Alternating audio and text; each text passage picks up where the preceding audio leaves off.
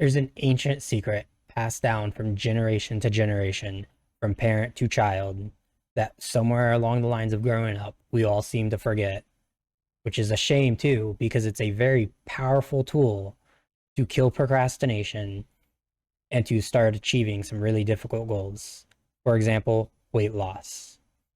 So I'm going to ask you to grab a pen and a piece of paper while I take you through the technique.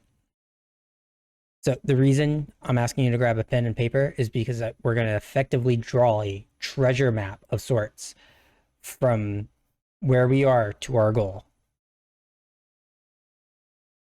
And I did not select the color. So on your paper, on your treasure map, we're going to select X, and that's the goal. In this case, it's going to be a healthy weight.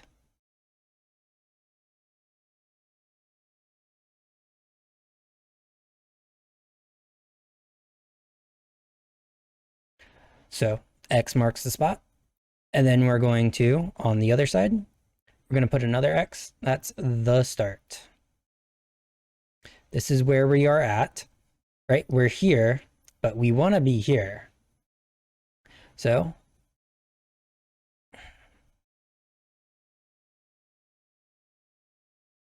right, so we're here, but we want to be at a healthy weight, which is really difficult to do, and we can't just do it. As a side note, before we go through the rest of this is something that I've actually genuinely used. I didn't really have a visual for it at the time like I do now, but I genuinely went through this in my head, and then I started, and it's how I went from 190 to 135 pounds. It was quite crazy when I finally saw this visual on a Healthy Gamers GG video. Something snapped in my brain. It was like, that's why it worked. So I'm going to take you through this. And I'm going to use my exact thought process as the example. So, right, we're here. We want to be at a healthy weight, but we can't just do that. So what can we do that puts us from here closer to our goal? I'm going to give you a second to think about it.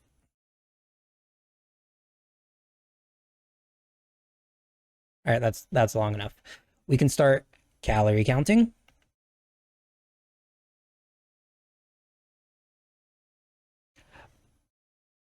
We could start calorie counting, but that's a huge commitment. That requires a scale. It requires us to do it.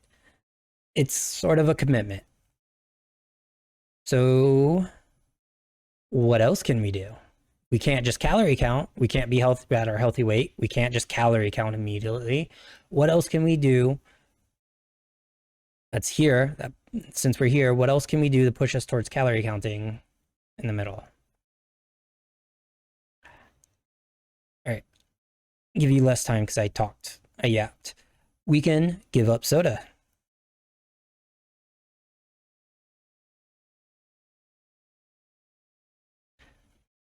We can give up soda. This will give us a lot of calories. It'll start actually letting us lose weight, and it'll show us that we can lose weight. But there's a problem. We drink soda like fish drink water, so just giving it up, it's not that easy. That's kind of a really big commitment too. So what else can we do? So we're going to ask ourselves, what else can we do? Right? What else can we do? We can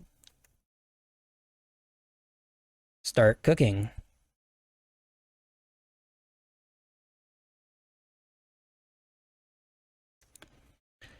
We start cooking, we'll be able to control our calories because we'll already just be in the habit of cooking. It'll be so much easier. 2, it's a fun and useful skill in general. And 3, when you start cooking your own foods, you will start losing weight because you won't put anything, you'll start to put less and less in there. I started like looking at these recipes and like, does it really need 2 pounds of sugar? No. So you'll naturally start putting less calories in your food that you're eating, which will give you more calories that you'll have, making calorie counting easier. And then because you're already losing weight, because you're doing something that's pushing you towards the goal, you'll be more inspired to give up soda. Then once you give up soda, you'll already, that's a terrible arrow, but you'll be ready to calorie count. And then once you do all this, you're going to notice that you're going to be able to go from here all the way to here. You will have followed your treasure map from where you are, from wherever you are, to your goal. So I do want to take this video, the rest of this video, to give you some tips, some little psychological tips and tricks. So one thing that really helped me was learning what calories are in my foods, just like rough guesstimations.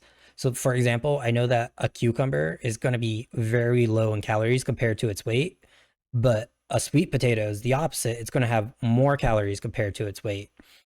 And that really helps me plan my meals in the grocery store. If I really want sweet potatoes, I know that I need to pick like another, if I'm going to have another vegetable with it, something lighter in calories. And if you just kind of learn to guesstimate all your foods, it makes calorie counting super easy. Another thing that helped me while grocery shopping is just I don't go down any of the aisles I don't need anything from. If I go down the snack aisle, I'm getting protein bars and I'm dipping. I only go get what I need from the aisles and then I leave. Otherwise, I only stick to like the produce and the stuff like that. The perimeter. Another thing that really helps, this is going to be a little controversial, but it's super effective. Lying to yourself. If you have foods that you want to add to your diet but you just don't like, but they're super healthy for you, so that's why you want to add them, tell yourself every time you take a bite, this is delicious, and eventually you will start liking it, especially since your taste buds are constantly regrowing, replacing themselves. You will acquire the taste for it. And then on the flip side, if you're giving up soda, and this is how I did it, every time I took a sip, I said, this is disgusting. And then after about a month or so, I took a sip and oh my God, it was gross. Like I could taste the stickiness. My blood started to stick to my veins and my arteries. That's how bad it was. I immediately threw the soda away, never touched it again. I was like, this is gross. Is there any other things I can think of?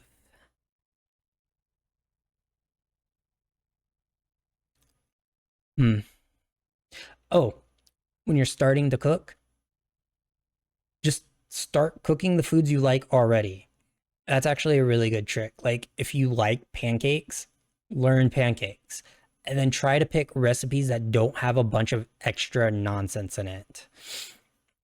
That's like the less ingredients in your recipe, the better off your recipe will be when you start calorie counting in general. That's a very good tip. Yeah, I think that's all the tips I can really think about. Again, and this thing here, this exercise, this works for a lot of stuff. This doesn't have to just be weight loss. You can use this to start a new career or anything like that. Like you can use this anywhere. It doesn't just have to be weight loss. So to recap, I guess, to recap, start somewhere, right? To recap, use this little technique here to start achieving any of your goals. When you have a goal that you really want to achieve, but you just can't because it's difficult, ask yourself, well, what can I do instead? and then write it down. If you can't do that thing immediately, then ask yourself, well, what can I do that's a step down from this that pushes me towards my goal? And you just do that until you start achieving your goals.